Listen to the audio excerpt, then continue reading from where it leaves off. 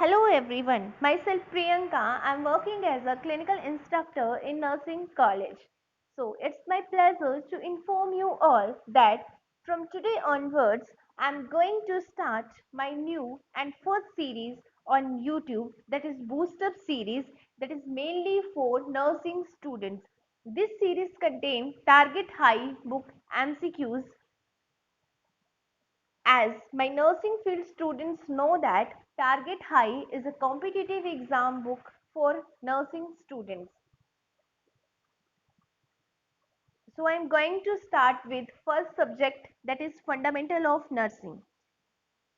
First MCQs is followings are clinical feature of organophosphorus poisoning except first hyperventilation, second salivation, third pinpoint pupil and fourth bronchospasm. So right answer is hyperventilation. Hyperventilation is not a clinical feature of organophosphorus poisoning, and all others are the clinical feature of organophosphorus poisoning. So before moving towards the next question, here I discuss with you organophosphorus poisoning in detail. So organophosphate poisoning is the poisoning that occurs due to organophosphate, and organophosphate are used as the insecticides, medications and nerve agents. Organophosphate poisoning is common in India mainly in the rural areas, क्योंकि rural areas में क्या होता है, farmers होते हैं that mainly use insecticides and pesticides. Clear? So next question is, what is the action of organophosphate? When you take organophosphate, it will irreversibly inactivate the acetylcholinesterase in our nerve ending. Then it leads to accumulation of acetylcholine at the cholinergic synapses. So here, first question come in my mind that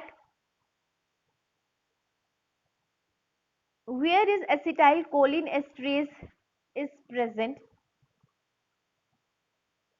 clear, and how the acetylcholine is accumulated and where is cholinergic synapses. So for clearance, first I discuss with you location of acetylcholinesterase. So firstly you see the diagram. This is the cholinergic synapses. This is first neuron.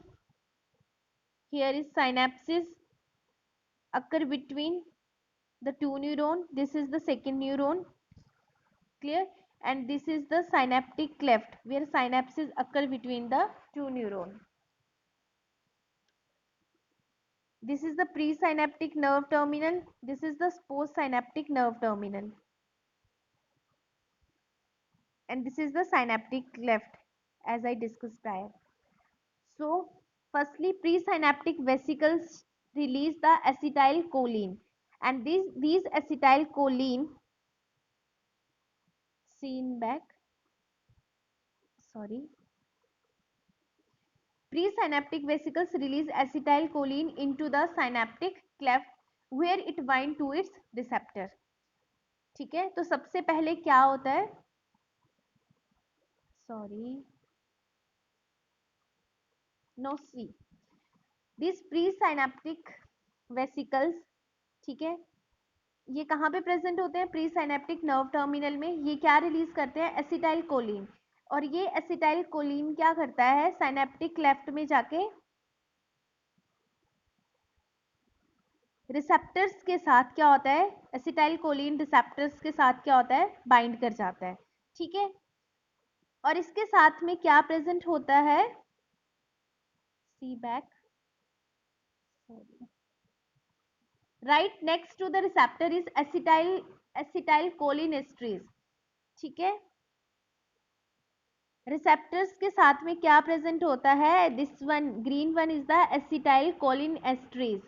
ठीक है, ये क्या करता है? Acetyl choline को दो इसमें divide कर देता है। फर्स्ट इज एसीटेट में और सेकंड इज कोलिन में। क्लियर?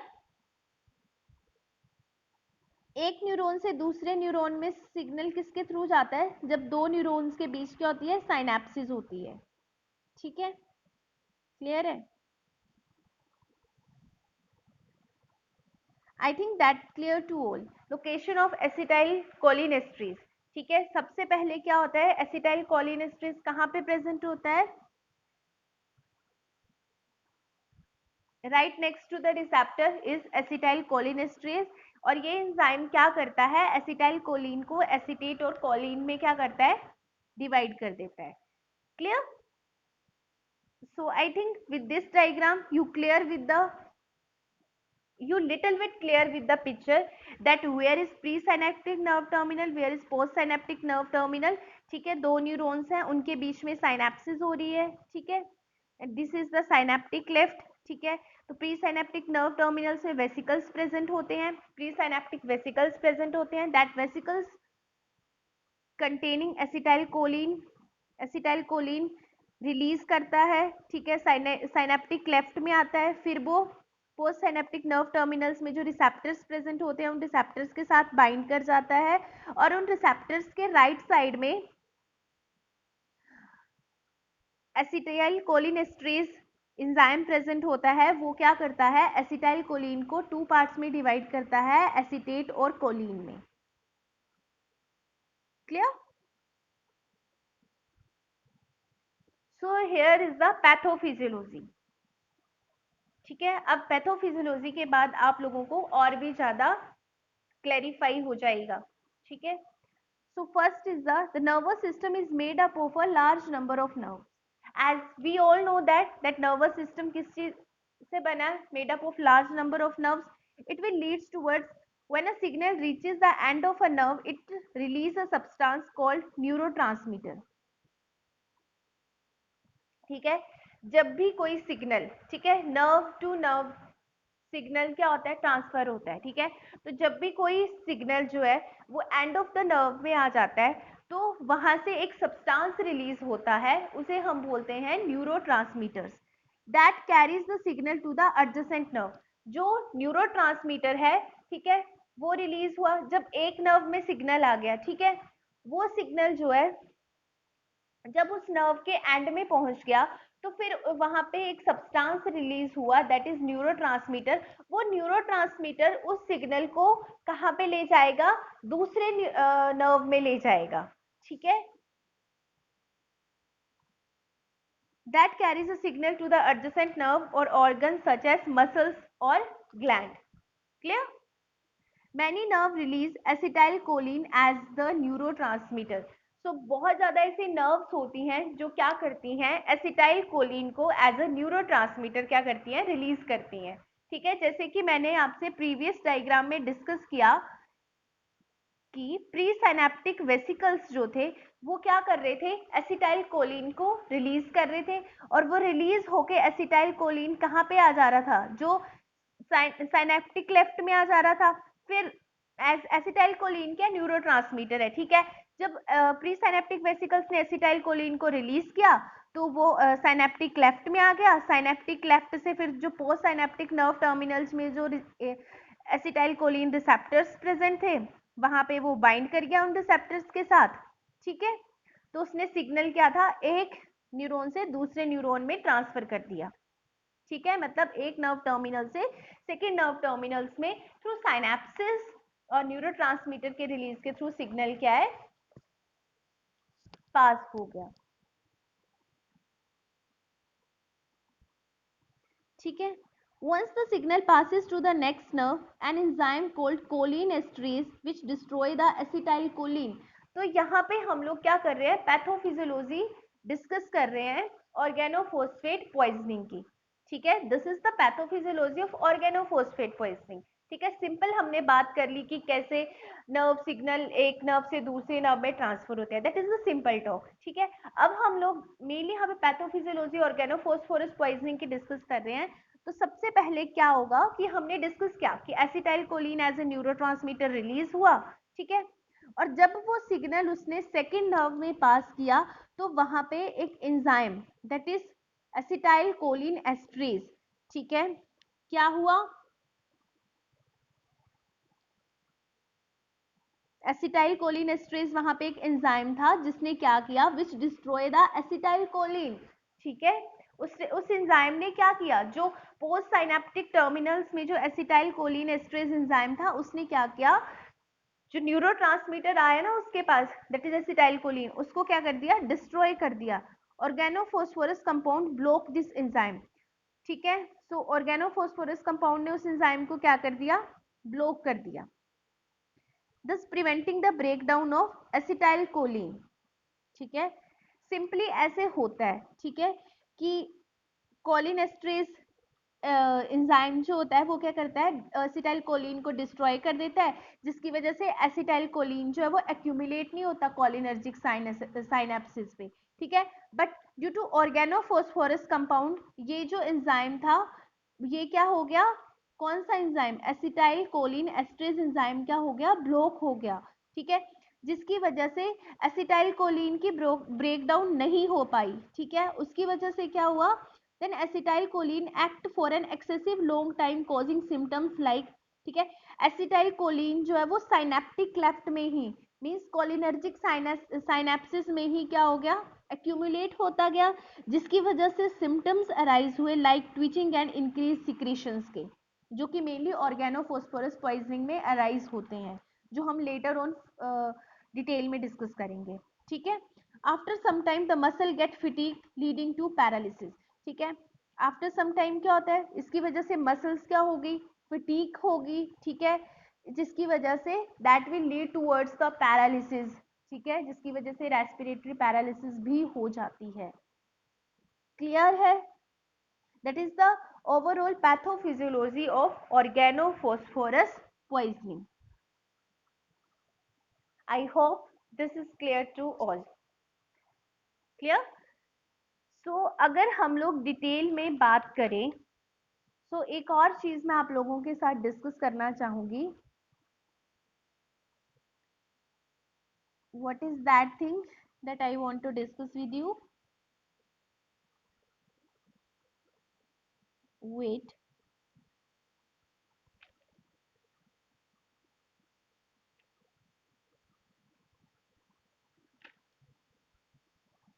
सो इस डायग्राम में एक चीज नहीं डिस्कस की है जो मैं आप लोगों से डिस्कस करना चाहूंगी थोड़ा डिटेल में, दैट इज मैंने आप लोगों को बताया कि this green one is acetyl choline esterase enzyme. ठीक है, इतना तो आप लोगों को पता है, कहाँ पे उसकी लोकेशन है ये भी आप लोगों को पता है। ठीक है, अभी हमने डिस्कस किया, but the main thing is that कि ये जो एंजाइम है इसकी दो साइट होती हैं। ठीक है, this site is steric site,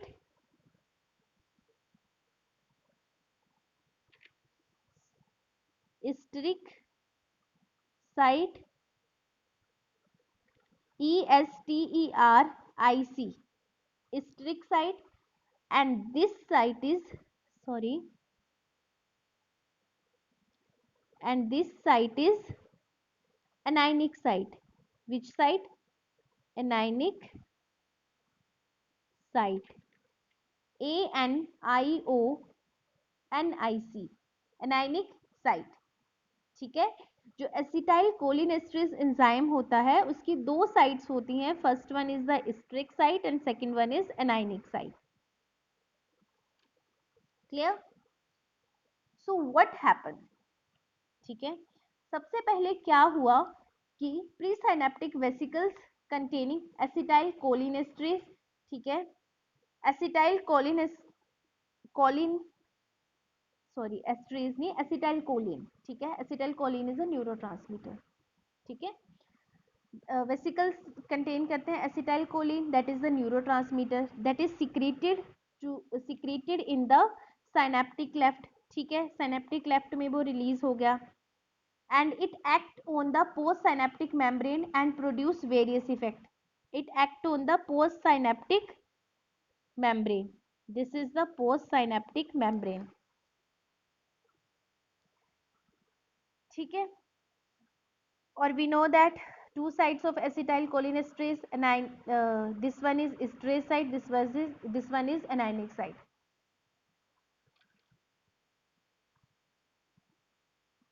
ठीक है, तो क्या होता है अगर हम लोग डिटेल में डिस्कस करें तो, कि in the process of degradation we know that कि जो एसिटाइल कोलिनेस्ट्रेज है वो क्या करता है, डिग्रेडेशन कर देता है, किसकी डिग्रेडेशन मतलब ब्रेक डाउन कर देता है एसिटाइल कोलिन की। ठीक है,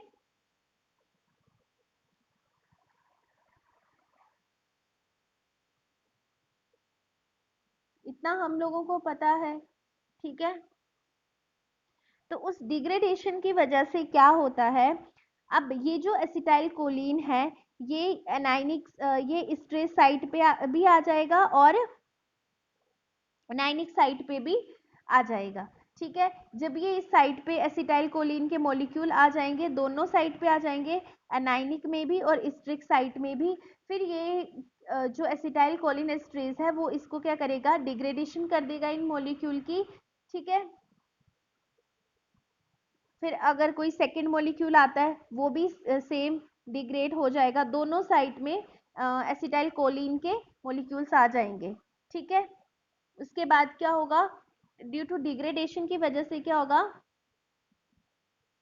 जो एसिटाइल कोलिन की कंसेंट्रेशन है वो साइनेप्टिक क्लेफ्ट में क्या हो जाएगी, बैलेंस हो जाएगी। मतलब अगर डिग्रेडेशन हो रही है, ब्रेकडाउन हो रही है, तो यहाँ पे एक्यूमुलेट साइनेप्टिक क्लेफ्ट में एसिटाइल कोलिन जो है वो एक्यूमुलेट नहीं होगा, और जिसकी वजह से क्या होगा,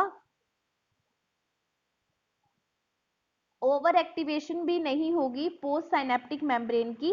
ठीक है, और सारी प्रोसेस क्या होगी, नॉर्मली चलेगी। ठीक है, but due to organophosphorus poisoning की वजह से क्या होगा,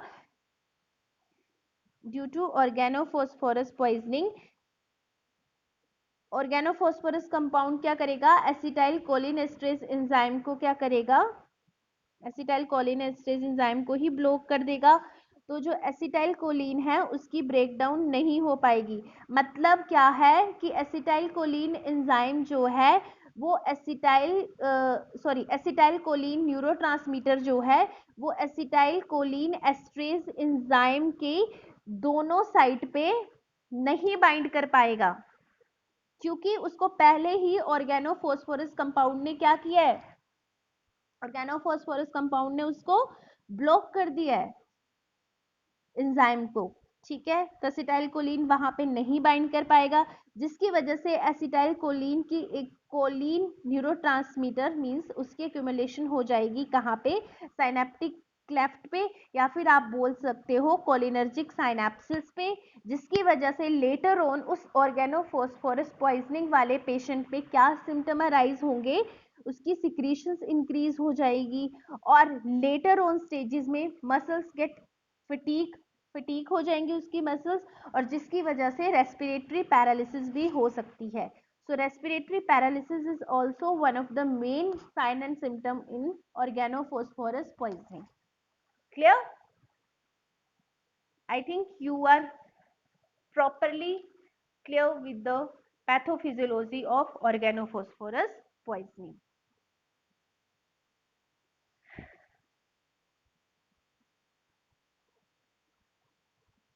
Now, next phases of organophosphorus poisoning we will discuss in next video.